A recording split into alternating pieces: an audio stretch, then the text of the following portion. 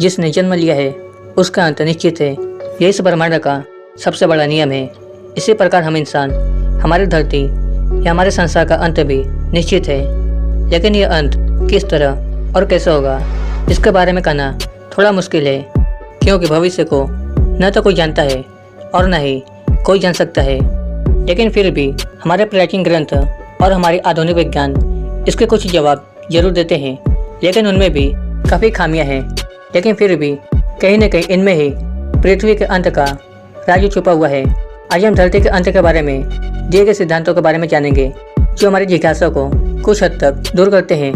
Number 1, Hindu धर्म ग्रंथों के अनुसार दुनिया के सबसे प्राचीन धर्म में पृथ्वी के अंत के बारे में विस्तार से बताया गया है। हिंदू धर्म के ग्रंथों के अनुसार 4 युग होते हैं, जिनका नाम है सतयुग, त्रेता युग, द्वापर युग और कलयुग। अभी कलयुग चल रहा है और इसी युग में धरती का अंत होना तय है। कहते हैं कि कलयुग में भगवान विष्णु इस धरती पर कल्कि के रूप में अवतरित होंगे। इस समय धरती पर पाप अपनी चरम सीमा पर होगा।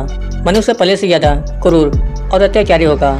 इस समय प्रत्येक इंसान की औसत आयु 20 से 30 साल होगी और सभी मनुष्य का कार्य भी छोटा हो जाएगा। इसके बाद धीरे धीरे इंसानों का अंत होता जाएगा। फिर शुरुआत होगी धरती पर प्रलय की। हिंदू धर्म के ग्रंथों में महाभारत के अनुसार कलयुग के अंत में सूर्य का तप अपनी चरम सीमा पर होगा। उस समय गर्मी इतनी ज़्यादा बढ़ जाएगी कि समुद्र, नदियाँ, झरने, तालाब वे सभी सूख जाएंगे, फसलें नष्ट हो जाएगी, पेड़ पौधे राख हो जाएंगे, चारों तरफ सिर्फ आग ही आग होगी। न तो कोई जीव जिंदा रहेगा और न ही कोई इंसान। फिर इसके कुछ सालों बाद भारी बारिश होगी। यह बारिश इतनी तेज और भयंकर होगी कि पूरी पृथ्वी जलमग्न हो जाएगी और अब पृथ्वी सिर्फ पानी का एक गोला बन जाएगी। नंबर 2, माया सभ्यता के अनुसार मैक्सिको में 300 से 900 ईस्वी तक माया सभ्यता का बोलबाला था। इतिहासकारों के अनुसार इस सभ्यता का जन्म 1500 ईसा पूर्व में हुआ था, लेकिन 300 से 900 ईस्वी तक माया सभ्यता अपनी चरम सीमा पर थी। 11वीं सदी तक आते आते माया सभ्यता का पतन होना शुरू हो गया था। इस सभ्यता के लोगों के पास उनका एक कैलेंडर था। इसी कैलेंडर में दुनिया के अंत का रहस्य छिपा हुआ था। सदियों से चले आ रहे इस कैलेंडर में 21 दिसंबर 2012 के बाद की कोई तारीख नहीं थी। चूँकि यह कैलेंडर आज के आधुनिक कैलेंडर से भी उत्तम था, इसलिए लोगों ने अनुमान लगाया कि 21 दिसंबर के बाद शायद 22 दिसंबर का दिन कभी आएगा ही नहीं। इसी दिन पृथ्वी का अंत निश्चित है। इस पर एक हॉलीवुड फिल्म भी बन चुकी है, जिसमें बताया गया था कि एक उल्का पिंड कैसे धरती से टकराता है। उस टकराव से धरती पूरी तरह से तबाह हो जाती है, जिससे जीवन का नामो निशान मिट जाता है। हालांकि 2012 के बीते अब 11 साल हो गए हैं और अब 12 साल होने वाले हैं, लेकिन अभी भी धरती पहले की तरह है।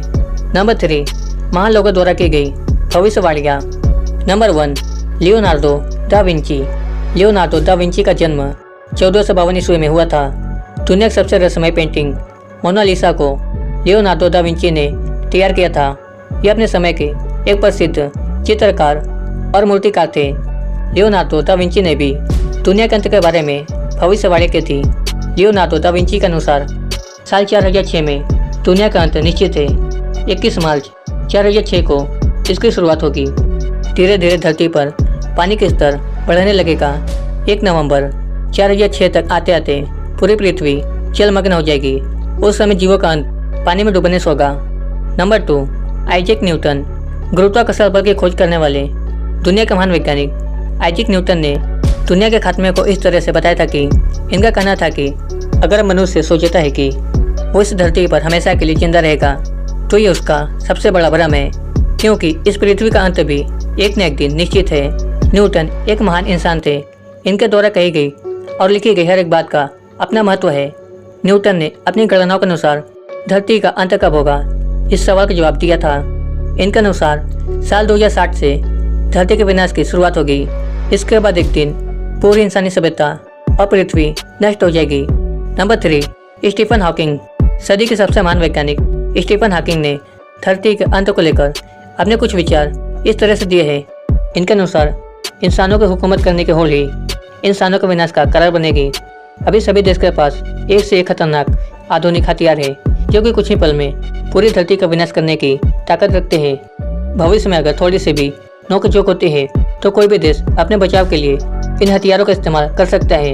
इसके अलावा आने वाले 1000 सालों में पृथ्वी का तापमान काफ़ी बढ़ जाएगा, इसलिए यहाँ पर जीवन मुश्किल हो जाएगा। अगर इंसान वाकई जिंदा रहना चाहते हैं तो उन्हें 1000 सालों के बाद रहने लायक ग्रह की खोज करनी होगी और उस पर इंसानी बस्तियाँ बसानी होगी। नंबर 4, वैज्ञानिक सिद्धांतों के अनुसार आज की दुनिया विज्ञान की दुनिया है, इसलिए विज्ञान के द्वारा दिए गए प्रत्येक सिद्धांत के अपने मायने हैं। विज्ञान कहीं न कहीं लगभग हर सवाल का सही उत्तर देता है। पृथ्वी का अंत कैसा होगा, इस सवाल का सबसे अच्छा जवाब हमें विज्ञान ही देता है। विज्ञान ने धरती के अंत से संबंधित कुछ सिद्धांत दिए हैं जिनमें अलग अलग तरीके से पृथ्वी के अंत के बारे में बताया गया है, जिसमें क्षुद्र ग्रह का टकराना, पृथ्वी के कोर का ठंडा होना, ब्लैक होल में समा जाना आदि शामिल है। इन सभी के ब्रह्मांड में अपना अस्तित्व है, यानी कि ये सभी चीजें ब्रह्मांड में मौजूद है, इसलिए इनमें से बताई गई बातें कभी कभी सिद्ध हो सकती है। नंबर 1, क्षुद्र ग्रह का टकराना। एस्टेरॉयड के पृथ्वी से टकराने की संभावना सबसे ज्यादा है। क्षुद्र ग्रह एक ऐसा खगोलीय पिंड है जो सूर्य के चारों ओर निश्चित कक्षा में चक्कर लगाता है। इनका आकार ग्रह की तुलना में काफी कम होता है, इसलिए इन्हें क्षुद्र ग्रह कहा जाता है। आज से 6 करोड़ साल पहले डायनासोर जैसे जीवों का अंत भी एक क्षुद्र ग्रह से टकराने की वजह से हुआ था। यह टक्कर इतनी जबरदस्त थी कि जब यह धरती से टकराया तो वहां पर 111 मील चौड़ा और 20 मील गहरा गड्ढा बन गया था। इस टक्कर से इतनी गर्मी पैदा हुई कि कुछ ही मिनटों में धरती का तापमान 200 डिग्री सेल्सियस तक जा पहुंचा, जिससे धीरे धीरे धरती पर डायनासोर का अंत हो गया। अभी कुछ ही साल पहले ही 1908 में एक 200 फीट चौड़ा एस्टेरॉयड धरती के वायुमंडल में प्रवेश किया था। इस एस्टेरॉयड से इतनी ऊंचाई पैदा हुई जो हिरोशिमा में गिराए गए परमाणु बम से 1000 गुना ज़्यादा थी। 1490 में चीन के चिंगयांग में एस्टेरॉयड की टक्कर से तकरीबन 10,000 लोगों को अपनी जान गंवानी पड़ी थी। क्षुद्र ग्रह से टक्कर की संभावना इसीलिए सबसे ज़्यादा है क्योंकि कुपिटर बेल्ट में तकरीबन 1 लाख से भी ज़्यादा क्षुद्र ग्रह मौजूद है। चीन का आकार 50 मील से भी ज़्यादा है। छोटे छोटे क्षुद्र ग्रह तो अरबों की संख्या में सूर्य के चारों ओर चक्कर लगा रहे हैं। एक शोध के अनुसार प्रत्येक 2.5 लाख साल में औसतन 1 मील से बड़ा एस्टेरॉयड धरती से टकराता है। हर साल सैकड़ों की संख्या में क्षुद्र ग्रह पृथ्वी की कक्षा के नज़दीक से निकलते हैं, लेकिन इनके मार्ग की दूरी पृथ्वी से काफ़ी अधिक होती है। अंतरिक्ष में इनकी रफ्तार काफ़ी अधिक होने के कारण इनका मार्ग कभी भी बदल सकता है। डायनासोर के अंत के कारण बना क्षुद्र ग्रह पहले चांद की तरफ बढ़ रहा था, लेकिन अंतिम समय में उसने अपना रास्ता धरती की तरफ कर लिया था, जिसकी वजह से वो एस्टेरॉयड धरती से आ टकराया और जिसके बाद डायनासोर का अंत हो गया। नंबर 2, लावारिस ग्रह से टक्कर। एस्टेरॉयड की तरह लावारिस ग्रह भी पृथ्वी के लिए कभी न कभी खतरा बन सकते हैं। ये वे ग्रह होते हैं जो अपने सौरमंडल से किसी कारण अलग हो जाते हैं, जिसके बाद ये सुदूर ब्रह्मांड में अकेले भटकते रहते हैं। तब इनकी ना कोई पहचान होती है और न ही इनकी कोई निश्चित स्थान। इसलिए वैज्ञानिक ऐसे ग्रह को लावारिस ग्रह या रोग प्लैनेट कहते हैं। आज से तकरीबन 4.5 अरब साल पहले एक छोटा सा लावारिस ग्रह एक बड़े ग्रह से टकराया था। इसी टक्कर के कारण उस ग्रह के 2 भाग हो गए, जिसमें से एक पृथ्वी बनी और दूसरा उसका उपग्रह चांद। यह लावारिस ग्रह अरबों खरबों की संख्या में हमारे ब्रह्मांड में घूम रहे हैं। इन ग्रहों की निश्चित कोई जगह नहीं है, इसलिए यह कभी भी किसी भी सौरमंडल में प्रवेश कर सकते हैं। यह ग्रह अपने रास्ते में आने वाली किसी भी वस्तु से टकरा सकते हैं। हालांकि इनकी धरती से टकराने की संभावना बहुत कम है, लेकिन फिर भी यह कभी भी खतरा बन सकते हैं। नंबर 3, धरती का ब्लैक होल में समा जाना। ब्लैक होल ब्रह्मांड का एक ऐसा विशालकाय दानव है जो हर वस्तु को निगल लेता है। यहाँ तक कि प्रकाश भी इससे नहीं बच सकता है। अपने मार्ग में आने वाली हर एक वस्तु को ऐसे निकलता है जैसे मानो उस वस्तु का कभी इस ब्रह्मांड में कोई अस्तित्व ही नहीं था। ब्लैक होल एक ऐसी जगह है जिसमें भौतिक का कोई भी नियम काम नहीं करता है। इसका गुरुत्वाकर्षण बल इतना शक्तिशाली होता है कि यह अपने आसपास के प्रत्येक खगोलीय पिंड को अपनी तरफ खींच लेता है। एक बार इसमें किसी भी पिंड के समाहित हो जाने के बाद फिर से वापस निकलना नामुमकिन है। लावारिस ग्रहों की तरह ही हमारे ब्रह्मांड में लावारिस ब्लैक होल भी घूम रहे हैं। जिस तरह लावारिस ग्रह किसी भी सौरमंडल में प्रवेश कर सकते हैं, उसी प्रकार यह दानव भी प्रवेश कर सकते हैं। इनका गुरुत्वाकर्षण बल एक पूरे सौरमंडल को निकलने की क्षमता रखता है। इसलिए ब्लैक होल भी धरती के लिए भी खतरा बन सकता है। नंबर 4, गामा रे विस्फोट। गामा रे विस्फोट ब्रह्मांड की सबसे शक्तिशाली घटनाओं में से एक है। गामा रे विस्फोट एक तारे के खत्म होने पर होता है। एक छोटा सा विस्फोट भी इतनी ऊर्जा पैदा करता है कि जितना हमारा सूर्य अपने जीवन काल में करता है। इस विस्फोट से गामा किरणों का उत्सर्जन होता है। यह वाकई में बहुत ही शक्तिशाली होती है। गामा किरणें किसी भी ग्रह को नष्ट करने की क्षमता रखती है कि अपने रास्ते में आने वाली हर एक वस्तु को तहस नहस कर सकती है। छोटी से लेकर बड़ी हर वस्तु इसके संपर्क में आने पर अपना वजूद खो देती है। यहाँ तक कि एक परमाणु भी इसके चपेट में आने पर नहीं बच सकता है। हालांकि अभी कोई गामा विस्फोट करने वाले तारे पृथ्वी के नज़दीक नहीं है, लेकिन फिर भी भविष्य में इसके बारे में कुछ कहना मुश्किल है। एक शोध के अनुसार 440 मिलियन साल पहले गामा किरणों की धरती से टकराने के सबूत मिले हैं, जिसमें कहा गया है कि उस विस्फोट ने एक बार धरती पर जीवन को नष्ट कर दिया था। नंबर 5, धरती का कोर का ठंडा होना। धरती का अंत ब्रह्मांड से आने वाली वस्तुओं से नहीं, बल्कि खुद धरती के अंदर से भी हो सकता है। पृथ्वी एक सूर्यात्मक चुंबकीय कवच से घिरी हुई है, जो कि पृथ्वी को एक क्रम में बांधे रखती है। इसी सूर्यात्मक कवच को मैग्नेटोस्फीयर कहा जाता है।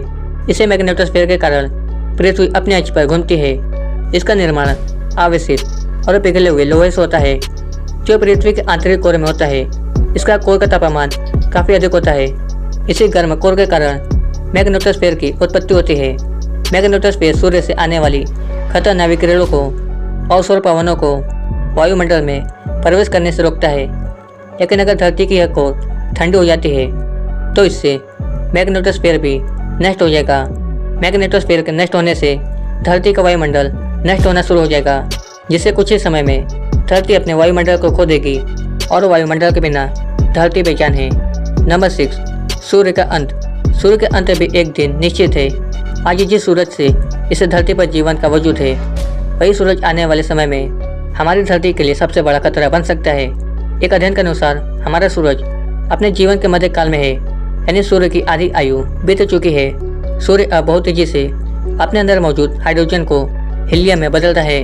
सूर्य की इस प्रक्रिया को संलयन अभिक्रिया की मदद से पूरा कर रहा है, लेकिन आज से अरबों सालों के बाद जब सूर्य के पास हाइड्रोजन पूरी तरह से खत्म हो जाएगा तो हीलियम को संलयन करना शुरू कर देगा और इससे इतनी अधिक ऊर्जा उत्पन्न होगी कि जो सूर्य के परतों को बाहर की तरफ ढकेलना शुरू कर देगी और इस तरह से सूर्य फैलने लगेगा और वो अपने रास्ते में आने वाले सभी पिंड को अपने ताप से भस्म कर देगा। इसी क्रम में हमारी पृथ्वी भी एक दिन सूर्य में समा जाएगी, जिससे पृथ्वी का वजूद मिट जाएगा। अगर सूर्य फैलता हुआ धरती को अपने अंदर नहीं निकलता है तो वो इसे अपनी कक्षा से बाहर ढकेल देगा, जिसके बाद पृथ्वी एक लावारिस ग्रह यानी रॉक प्लैनेट में बन जाएगी। फिर वह दूर ब्रह्मांड में भटकने लगेगी और किसी दिन किसी ग्रह से टकराकर नष्ट हो जाएगी। तो यह था पृथ्वी का अंत या विनाश कब और कैसा होगा। सच बताया तो इस वीडियो को बनाते समय बहुत ज़्यादा दुख हो रहा था। न जाने क्यों ऐसा लग रहा था कि आखिरकार हम मनुष्य और यह पूरा संसार कब तक रहेगा। यदि आप लोग भी इस बात को गहराई से सोचेंगे और जो सभी साइंटिस्ट और महान लोगों ने भविष्यवाणी करी है कि पृथ्वी का विनाश कब और कैसे होगा, तब ये सुनकर मन बिल्कुल उदास सा हो जाता है। लेकिन हम आपको यह कहना चाहते हैं कि यह तो पक्का है कि पृथ्वी का अंत भविष्य में जरूर होगा, और अगर किसी कारण पृथ्वी का अंत नहीं होता है तो यह तो फिक्स है कि मनुष्य पूरे तरीके से विलुप्त हो जाएंगे, या तो हमारी पृथ्वी मंगल ग्रह की तरफ बंजर पड़ जाएगी या फिर खत्म हो जाएगी। भविष्य में क्या होगा इसके बारे में किसी को भी कोई जानकारी नहीं है, लेकिन हम भविष्य या महान लोगों की बातों को पूरी तरीके से इग्नोर भी नहीं कर सकते हैं। लेकिन हम आपको यही सलाह देंगे कि भविष्य के बारे में न सोचें और वर्तमान में जीने की कोशिश करें, क्योंकि यही अपने जीवन को जीने का सही तरीका होता है। यह वीडियो को कैसा लगा हमें नीचे कमेंट कर जरूर बताएं। जानकारी पसंद है तो वीडियो को लाइक करें और चैनल को सब्सक्राइब करें, क्योंकि आपके एक लाइक और सब्सक्राइब से हमें मोटिवेशन मिलेगा ऐसे वीडियो बनाने के लिए। तो मिलते हैं अगले वीडियो में ऐसे किसी वीडियो के साथ।